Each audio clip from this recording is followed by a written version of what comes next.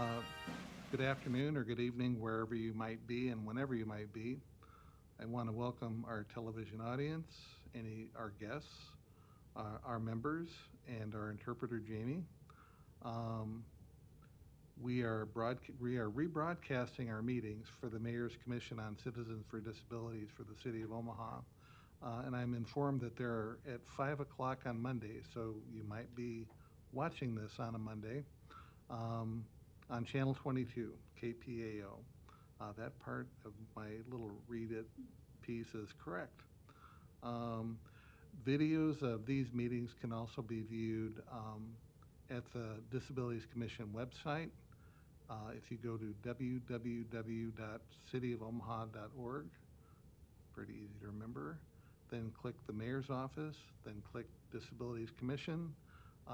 It will take you to a web page where you can access YouTube videos of this meeting and past meetings if there are issues of interest that we've covered in the past while. Um, I want to briefly, or maybe not so briefly, remind you of the reason that we're getting together, our mission and purpose. Um, the mission and purpose for the Omaha Mayor's Commission for Citizens with Disabilities is primarily to promote the quality of life, the accessibility, and equity in all aspects related to the city on behalf of and in cooperation with citizens of Omaha who experience disabilities. To this end, we work to advise the mayor, the city council, city departments, and other personnel on issues of access, representation, employment, housing, and quality of life that affects city citizens with disabilities and their respective families. We try to serve as a resource for Omaha citizens with disabilities and their families to express concern and resolutions regarding issues that affect them. We also work to publicize the role of the Mayor's Commission and resources available to assist individuals with disabilities, employers, housing representatives, business owners, engineers and architects, and others who have a role in bettering the life of Omaha citizens overall. We work to promote awareness of the general public on the capabilities, the needs and desires of citizens with disabilities in our city. We work to publicly recognize the efforts of employers, businesses, schools, organizations, and others who've demonstrated outstanding support for people with disabilities and programs that support them. We had worked to serve as an advocate for accessibility issues, and we work to support the implementation of plans and projects to improve services for people with disabilities in the city. And we review and implement plans and projects for advocating for services with citizens with disabilities. And as I read that, I'm just remembering we kind of did all of those things this year at some juncture or the other. So hopefully we're putting our money where our mouth is. Let's see. Now, we'll probably do some quick announcements at the end of the meeting unless our presenters get really wordy, but that's okay because they have a lot to tell us. So very quickly though, we only have 3 members here, but we're working to increase that number. Take a second for our members present to introduce themselves. I'm Megan Walls. I'm with Assistology. I focus on training and consulting around disability inclusion issues and work with individuals across the lifespan. I'm also the vice chair of the commission. I'm Stephanie Scavdahl. I work with Outlook Enrichment. We provide employment and enrichment opportunities for those that are blind and visually impaired. And we have a couple members who aren't here, but now that I've been talking to you for about 10 minutes, my name is Mark Smith. I serve on the faculty of the University of Nebraska Medical Center at the Monroe Meyer Institute, which is the University Center for Excellence for the state of Nebraska as regards intellectual and developmental disabilities. I'm also the parent of a young man with intellectual disabilities and sibling to my younger sister, who also has intellectual and developmental disabilities. Um, so I would inform my audience, our audience, to have a pen and paper handy to take notes, because we'll try and do some quick announcements towards the end, and we'll try and include information to contact folks as needed. Um, like I said, we're short a few members today, but we did have a quorum. Um, the I'm just going to say the announcements got there. The minutes were approved. The minutes were approved. He announced to our last meeting. I wasn't here for it, so I had to defer to my colleagues, due to being out of town for travel for my job. With that, I'm going to look up to our presenters for today. The first I'll mention is Mr. Ian Fremming.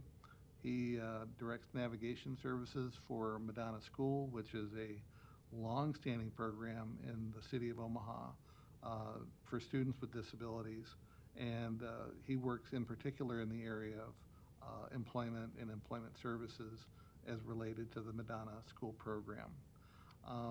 Our other presenter is Mr. Sam Comfort. He's the executive director of Angel Guardians, who've done quite a bit of work in the area of employment as relates to people with intellectual and developmental disabilities in concert with a number of folks. But they can probably introduce themselves better than I can, although I have quite a few secrets up my sleeve on Ian, but that's another story entirely.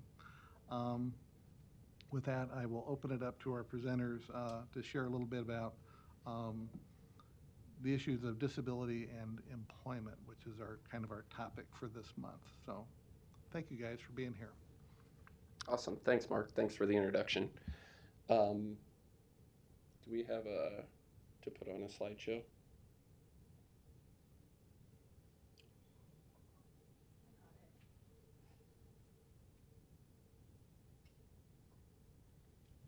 There's actually, if you look right to the right of the computer, there's a little place where you can plug in, like right by where the mouse is, there should be a little area where you can plug it in, or if you open the cabinet, or right down there, there's a place you can plug it in.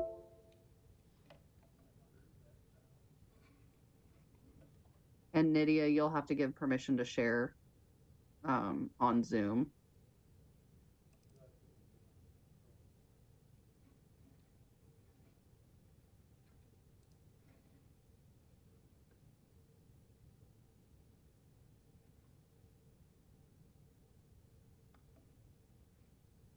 While we're getting things organized on this end, I did want to mention that I have a long history with Madonna School. I was commenting about I'm the sibling of a younger sister who has intellectual and developmental disabilities, who attended Madonna School for probably the first 8 or 9 years of her education. Back in the day, there was no free appropriate public education through the public schools, and so Madonna was there and available for us. So Back when it was a one-room schoolhouse, tiny little thing in Benson. There were several rooms. Yeah.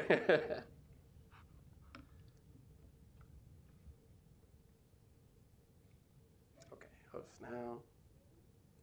Yep.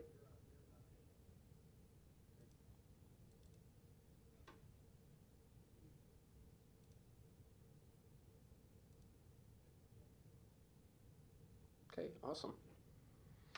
Hopefully everybody can see that.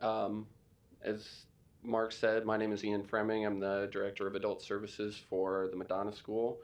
Mark and I worked together in the USED about 4 years ago when I was the Employment Services Liaison, and I actually randomly met Stephanie on a training in Seattle, Washington. So, yeah, the only 2 people from Nebraska in Seattle at that time. So we ran into each other. And then I've known Megan for quite a while working together. So It's good to see all you guys. At Madonna, our employment activities, we have three main employment activities that we do. We have a project search program that operates at UNMC and Nebraska Med. We have employment classes that run twice a week that utilize VR milestones to help an individual gain competitive employment. And then we have on-site job supports for individuals through VR and through Nebraska Developmental Disabilities. We provide job coaching. I'll start and explain Project Search. So Project Search is a partnership with UNMC and Nebraska Med, Nebraska Voc Rehab, Omaha Public Schools, and the Nebraska Division of Developmental Disabilities. It's a 9-month internship program for individuals with intellectual and developmental disabilities on site at UNMC Nebraska Med campus with the goal of acquiring competitive employment. The individuals that go through the program get to work on 3 different rotation sites where they work with an individual who is employed by UNMC and Nebraska Med or Sodexo, Cardinal Health, all of the, I'm just going to admit him since I'm the host. So, but they get to go around and work at these different jobs and kind of explore different career opportunities on the campus. There's a really wide range of internship opportunities that they have. It goes everything from facilities and maintenance to office work to environmental services, working in the kitchens. Last I checked, we had 52 internship sites available for our clients to choose from. Prior to this year, the class was primarily transition age youth. So they were individuals in their last year of transition through OPS or through us. At Madonna, we have quite a few rural school contracts for transition, given that a lot of rural school districts don't have the population to support a transition program. They can contract with us to provide those services to that student. That opportunity was actually championed by our foundress, Sister Evangeline, back in the middle 70s and was written into law. So if anybody here is benefiting from that, thanks Sister Evangeline, wherever she might be. So recently this year, we've added a pilot program to serve adults 21 and older. This is the not the first of its kind in Nebraska, but the first of its kind in this iteration. We were able to work with both Director Lindy Foley and Director Tony Green from DHHS and Voc Rehab to come up with a blended funding model that utilizes both vocational rehabilitation dollars and Nebraska Developmental Disability waiver dollars. So for 2 hours a day, the individuals participate in pre-vocational training in the classroom, where they go over things like proper hygiene, preparing for work, transferable job skills, so communication, social skills within a workplace, workplace appropriateness, and then they go off for another 5 hours to do their rotation site, where they are a full participant in one of the jobs that's on campus that they choose. The first class we enrolled this year in this new pilot program is currently serving 6 adults. And our entire Project Search program over the past 4 years has had about 90% post-graduation employment rate. Yes, Mark? Yeah. So how does a 90% employment rate compare with current unemployment for people with disabilities in the state of Nebraska? That's a good question. The employment percentage for people with disabilities in the state of Nebraska is considerably higher than other states. Even though our unemployment in the state of Nebraska for the general population is very low, the percent that is in our IDD population is very high. So it's very much an untapped resource in Nebraska, um, and it's a phenomenal work base. They're great population to work with. Our employment classes are a follow-up to our Project Search program. So after an individual graduates as an adult for our Project Search program, they start the Milestone program through VR. When they start, the first about month or 2 months is a lot on job development and job searching, which happens during these classes. So they occur twice a week, and they're focused on helping individuals prepare for employment, which can be resume building, interview skill building, transportation to and from interviews. And then with everything that we do at Madonna, it's a person-centered approach. So that individual has to be an active participant in their future. They have to choose which jobs they want to interview for. We help them along the way to try and expose them to new opportunities that might be out there, but we are never going to place an individual in a job. They are going to choose to interview and accept a job. Typically, when we go through the classes, an individual will have 3 or 4 job opportunities by the end of the class that they can choose from. And then we get together with the families, get together with the guardians, get together with all the supports going into helping this individual gain employment and maintain employment. And that individual then picks which job opportunity is the best for them. And the last stop on the employment train at Madonna is on-site job supports. So for the first month, we fully support each individual on the job 100% of the time while they're working. The idea behind that is the job coach needs to build a relationship with both the business and the client. They need to be there to explain things to the client that the business needs, and they also need to be there to explain to the business the needs of the clients. We follow best practice when it comes to fading techniques. A lot of the time when individuals talk about fading techniques when it comes to employment, it's, oh, well, I'm going to step back for an hour today, or I'm going to step back 45 minutes, and then we're going to work to stepping back an hour, and then we're going to work to stepping back an hour and a half. We don't do that at Madonna. What we do is we ask our job coaches to identify where the client needs assistance or how the client needs assistance. And then the job coach needs to find natural supports within the business to replace themselves.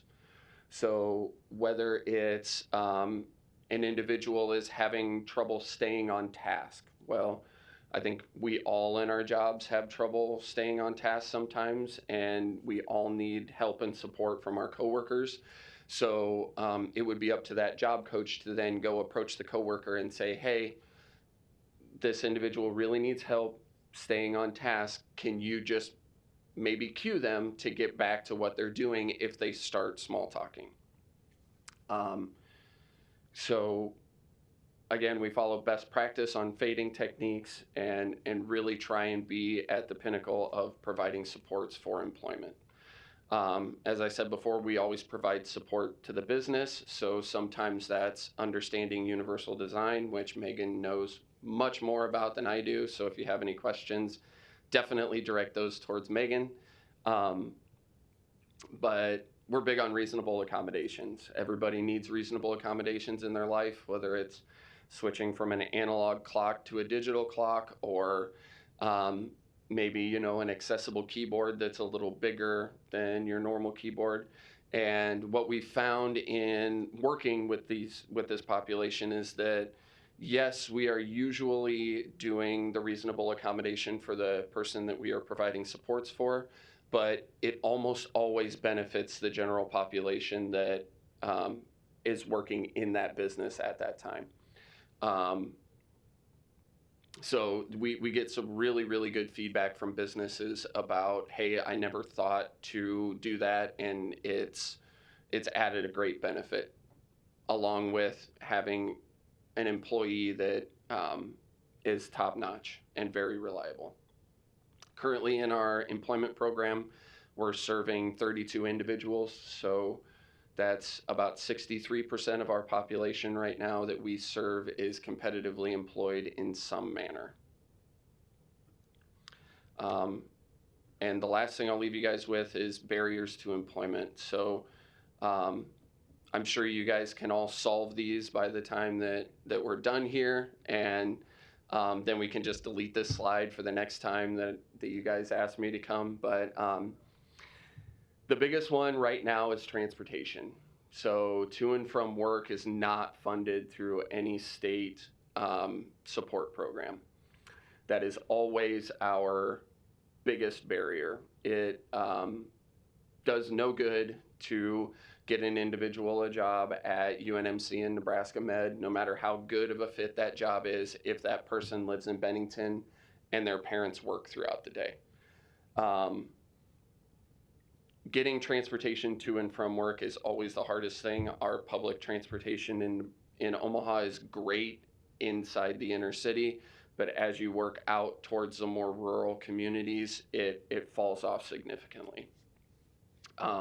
The second one would be benefits education. When I was working at UNMC, that was like my first kind of dip into talking with the bigger population of disability in Omaha, as opposed to my little niche in Madonna when I was a job coach. But when I worked at UNMC, I talked to a ton of parents who had, 8, 9, 10-year-olds that were talking about, oh no, they're never going to work. They're never going to work. We don't want that. They're going to lose their benefits. And that's just simply not true. So getting rid of that stigma that you cannot work and keep your benefits at the same time, it's a big emphasis that I have in my job, especially with navigation. It is always possible, and it's always a benefit to work and keep your benefits at the same time. We just have to figure out how to do it. And there are plenty of people out there who can do that. Stephanie is one of them. I'm one of them. Easter Seals of Nebraska is great. And then the third thing is lack of providers. So employment supports for the DD population went through kind of a big upheaval about 6 or 7 years ago, which is when VR adopted the Milestone program. Prior to the Milestone program, VR was using kind of an hourly based funding model, and DD was actually using an hourly based funding model as well. One of the issues that popped up is in the state transition plan, providers were double dipping. So they were billing VR for employment supports at the same time as they were billing state Medicaid through the home and community-based waivers. That thankfully has stopped and is not happening anymore. But when that stopped, one of the big incentives, which is money and capital, to providing job supports kind of went away. So a lot of the providers in Omaha have struggled to adjust to the Milestone program. We at Madonna have developed a system where we put time limits on how much time an individual or a job coach or a job developer can spend with an individual on that first milestone.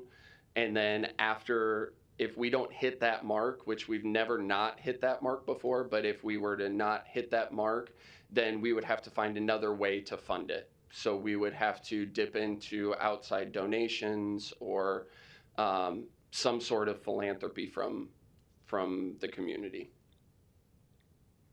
But like I said, a lot of the providers have dropped off, especially with COVID. COVID was like another knife into the heart of a, kind of a dying thing.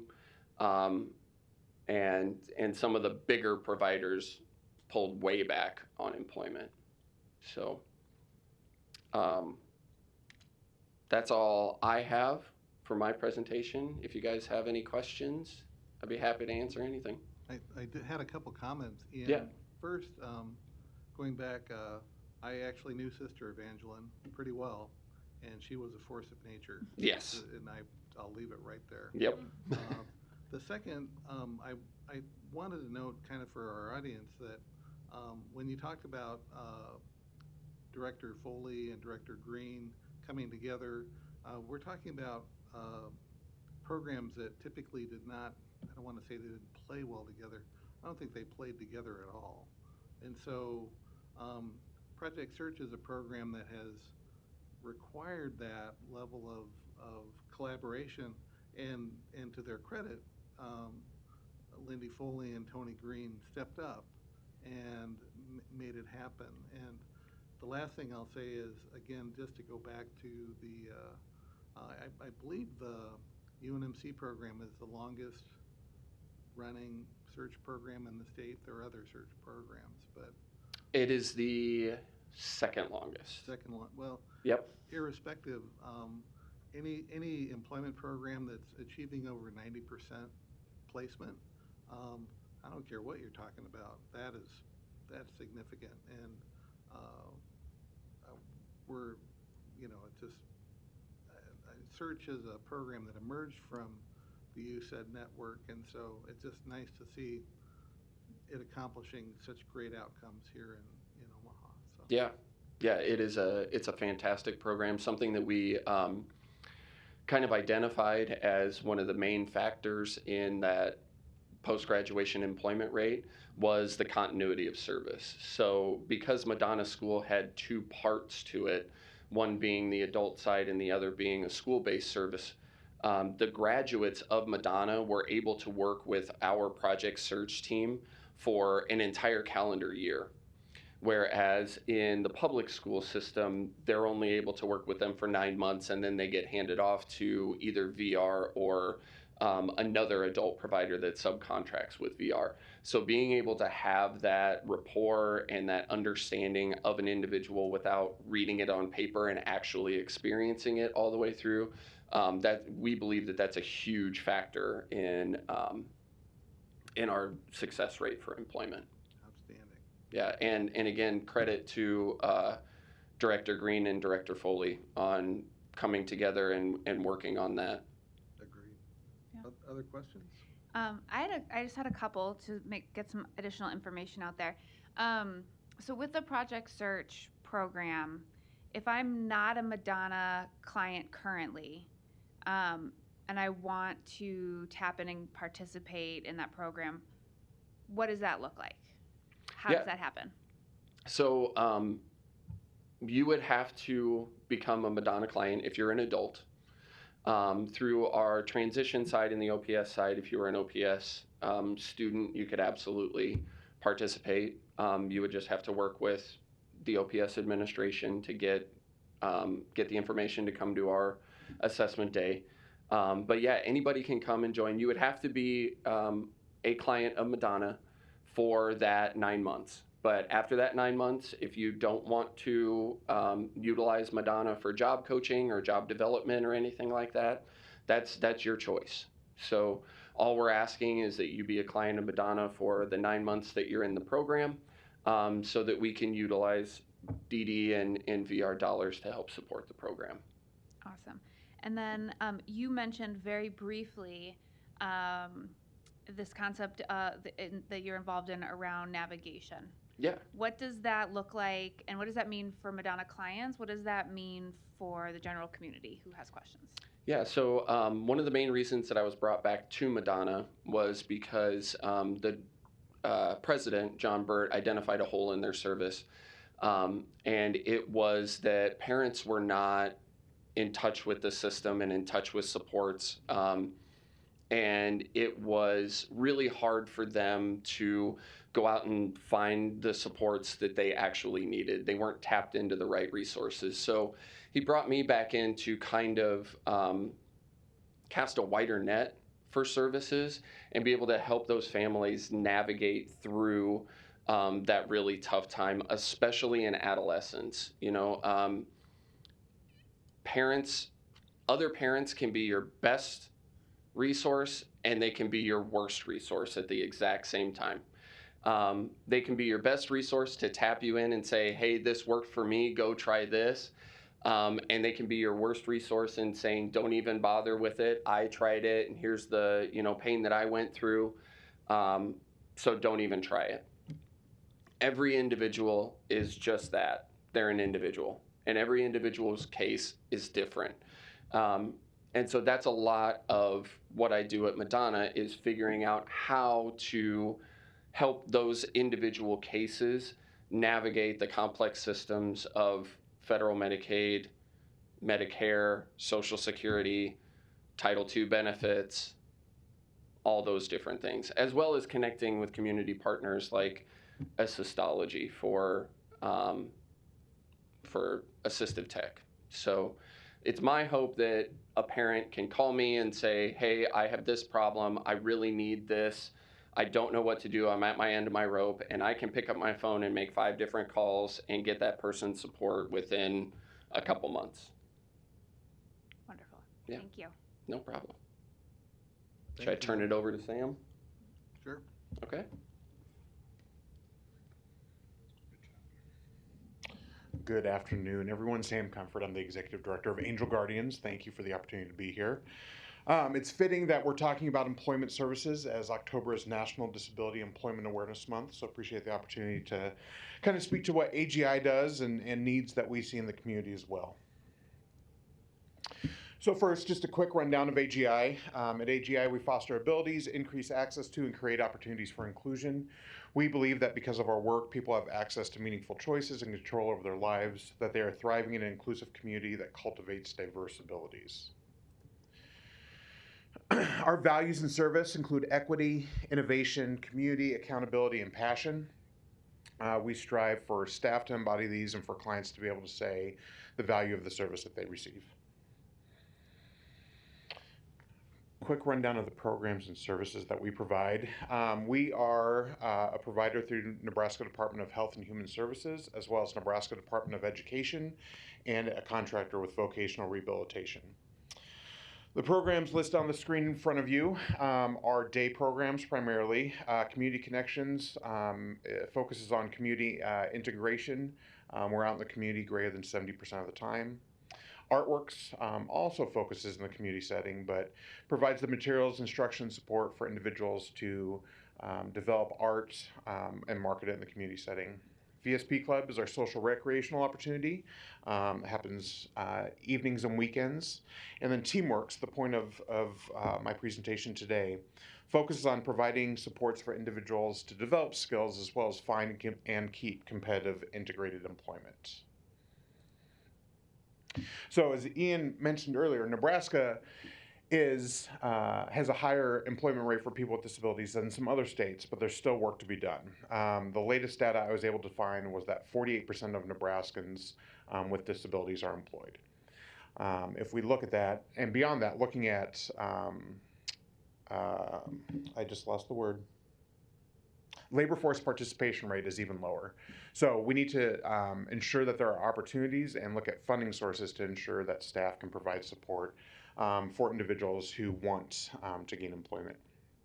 I want to talk first about our work-based learning program. So similar to Project Search, we offer opportunities for high school students to engage in work and education at community employer settings. So we partner with the Metro Omaha YMCA and Newcastle Retirement Center here in Nebraska to provide students opportunities to diverse work while providing instruction support to help increase their success. So students come to us for a portion of their school day. They're paid minimum wage for the time that they spend working with the goal of developing large transferable skills that they can go out and enter the world of employment. Our pathway, much like Ian talked about, starts with work-based learning for high school students. And through that, we partner with the Nebraska Department of Education and Omaha Public Schools specifically. We work on pre-vocational training, opportunities for adults, funded through Nebraska VR and DHHS. And then we support competitive integrated employment through Nebraska VR and Nebraska DHHS. We currently have one staff who works primarily on supportive employment. He has a caseload of 12 at the moment, and we're seeing great success. As we kind of talked about with COVID, a lot of employment supports from other providers went away. And we found it was a unique situation to really address because employers are looking for employees and they're willing to engage in non-traditional ways to gain those employees. So we've had good luck talking to employers, increasing understanding and knowledge base to support employment for the people that we serve. Quick and breezy. Are there any questions that I can answer at this point? Appreciate that. Can you share a little with the work-based learning Mhm. program? Two questions around that. Can you share a little bit more about what the day-to-day of that looks like Sure. for the clients? And then also maybe can you share a little bit about in that program why the emphasis on minimum wage payment for their work is such a big deal? Absolutely. So a student referred to us right now comes from Omaha Public Schools. They are typically in the transition program. They come to us for roughly 2 hours out of their school day. At the YMCA, it's work ranging from clerical to custodial. One of the things we love about partnering with the Y is the opportunity to work in the child care centers. So both the unlicensed child watch and the licensed child care to develop those skills. On site, we have a work skills trainer who is in AGI staff, who really acts as the intermediary between the business and the student, as well as contracted certified teachers who provide oversight of the curriculum instruction and provide day-to-day classroom setting instruction. The importance of paying students for the time that they work, I think, is paramount to the success of the program because we focus on the correlation between the value of the time you spend working and money, right? I love my job. If AGI didn't pay me, I wouldn't show up as often. So I think it's really important that we teach to the value of a dollar. Well, I appreciate that as the board president for Youth Guardians.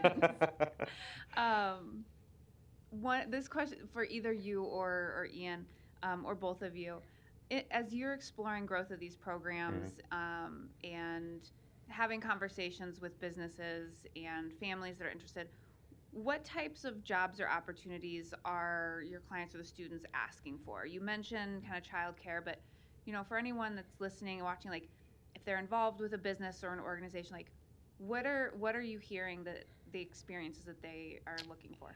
I mean, it spans the spectrum of employment. I don't think there's a prescriptive type of job that I can say an entire group is looking for.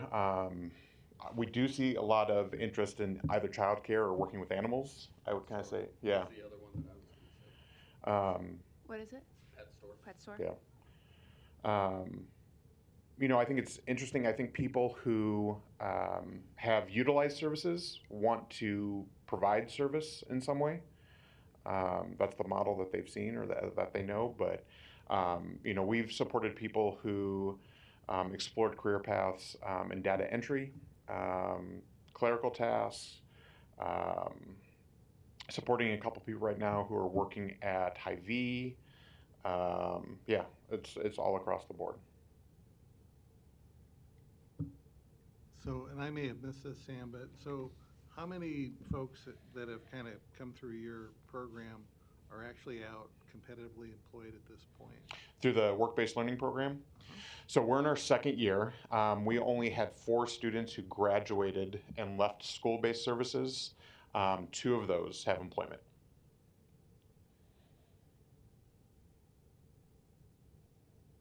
Awesome. Thank you very much. I'm going to stop sharing the screen before I go. That would be good. Thank you.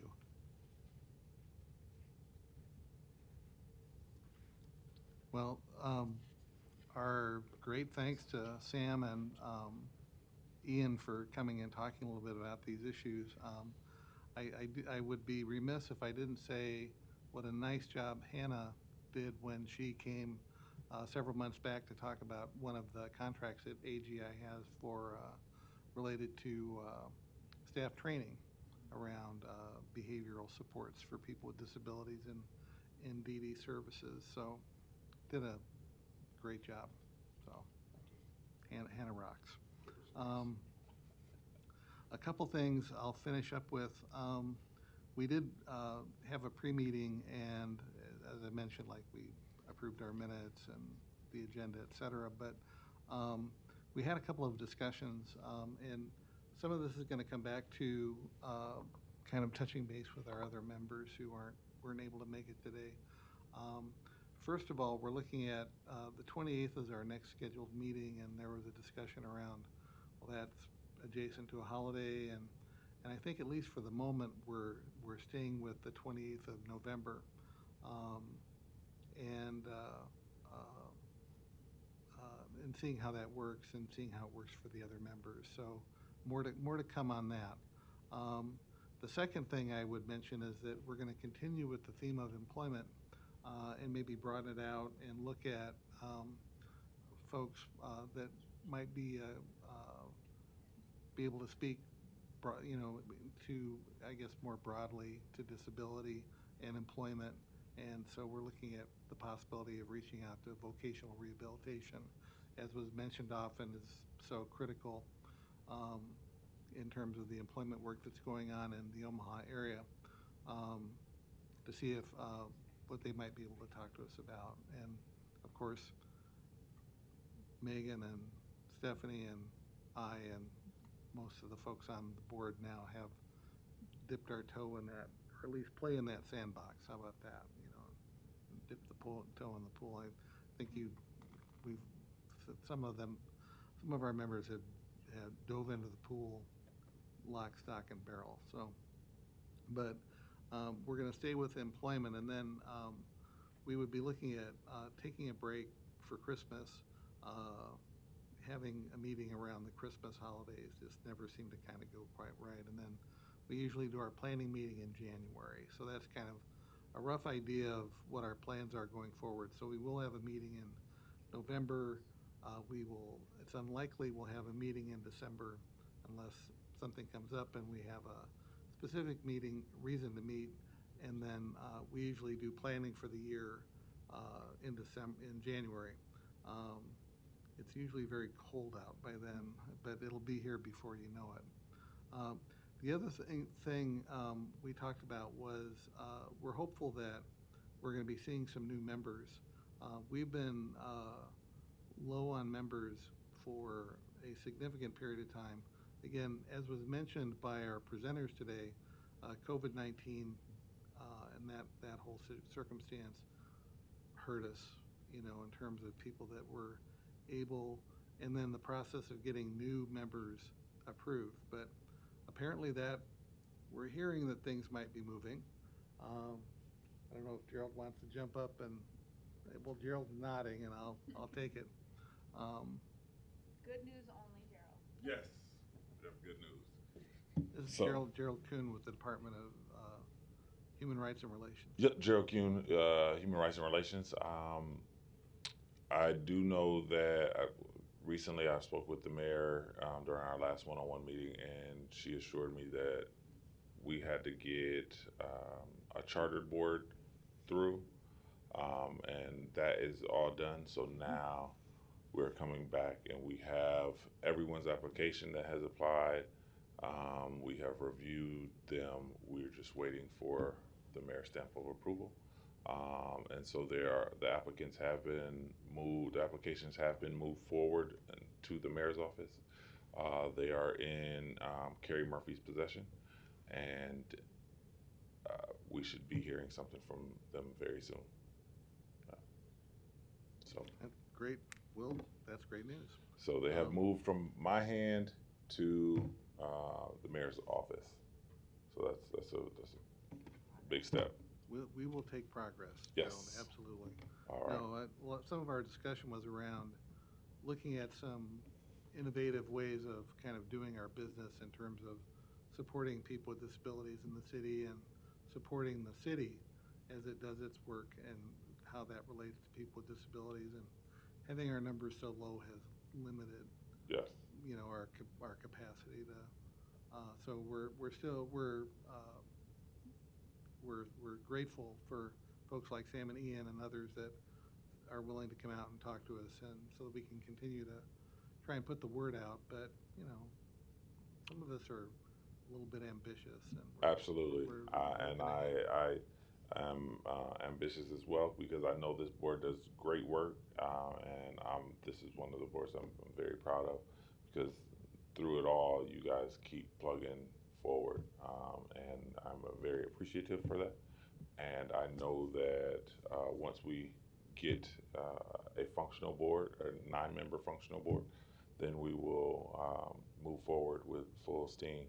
And the individuals that we have in the waiting list are awesome individuals. So, and I'm pretty sure you guys know a lot of them. So, Great. we will, when they get onboarded, I will let you know, and then they will be here with you guys. All right. Party at my house. Thank you. Right. So we've got a few minutes. I would like to open it up to our members if they have any announcements in terms of activities they're involved in or anything that's coming up in the next month that you'd like to share about. Yeah, I'm glad we have some time. I want to share a few events. First of which, Angel Guardians having a trunk and treat on October 28th from 2 to 6 p.m. It's off of 156th and Maple. The PVA, the Paralyzed Veterans of America, is having a trunk and treat on Sunday, October 30th from 6 to 8 p.m. And then this is a little ways out, but gonna keep planting the seed. The 3rd annual Illuminate Inclusion, so holiday lights drive-through display at Zorinsky Lake is scheduled for December 9th and 10th from 5 to 9 p.m. There's no cost to attend. We do accept free will donations at the event, but there'll be a couple of food trucks and some new exhibits and things. It'll be wonderful. And then finally, in conjunction with Heartland Workforce Solutions, there's going to be an event called Boost Your Job Search on site at their location on 50th and Ames, 52nd and Ames, on November 17th at 1 p.m. It'll be a workshop to lead individuals who identify as having a disability through developing a profile and utilizing the Jobsability Jobs Board, which is specifically for candidates who identify as having a disability. Yeah. Awesome. Thank you, Megan. Stephanie? Outlook Enrichment has on November 13th, we have Ollie the Trolley, a haunted cemetery tour happening on, again, November 13th. You can go to our website, outlooken.org, to register for that. And then we have a few cooking classes happening at No More Empty Pots. One on November 19th for teens, and then our adult one is December 3rd. So those events can be found on our website. Awesome. Thanks, Steph. I'll just make one quick announcement. We had our trunk and treat yesterday. The cool thing was we had over 400 families come through. So it was, fortunately, we had weather. It was the weather yesterday is so different from today. It was a little breezy, admittedly, but we had it at our new building at 69th and Pine, and so it was plenty of space, and so yeah, 400 plus families attended, and so we were super pleased that we could provide that service. I will mention that again, as I commented earlier, that this will be repeated on Cox Channel 22. I don't think this is correct. I believe what I heard was that it's at 5 p.m. on Mondays. And our next meeting is scheduled again for November 28th, and we're looking at reaching out to for some additional information for people with disabilities and the public at large on disability employment. With that, with the approval of the members present, I'll call us adjourned, and I will finish with saying we appreciate our translator Jamie, who is awesome. And we're hoping we can get her next month, but we'll see how all that goes with the holidays and such. So thank you again. We're adjourned. We'll see you next month.